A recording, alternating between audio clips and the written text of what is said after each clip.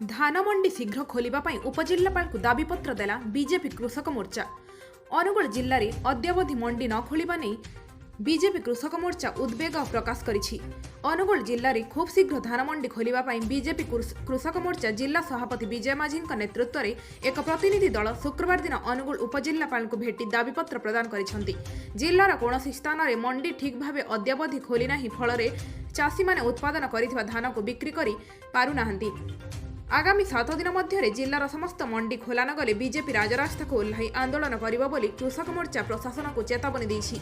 जिला कृषक मोर्चा सभापति श्री माझी राज्य कार्यकारिणी सदस्य प्रतिमा मिश्र, राज्य कृषक मोर्चा संयोजक जगन्नाथ गणनायक सिंह, जिला कोषाध्यक्ष विश्वजित मिश्र, श्रीपति साहू, अशोक कुमार प्रधान, मिता पात्र, विभूतिभूषण नायक, भीष्म प्रधान, अजय कुमार बेहेरा, सत्यव्रत प्रधान समेत बहु कार्यकर्ता जोग देथिले। अनुगुल जिल्लारू शशांक साहुଙ୍କ रिपोर्ट, शक्ति टीवी।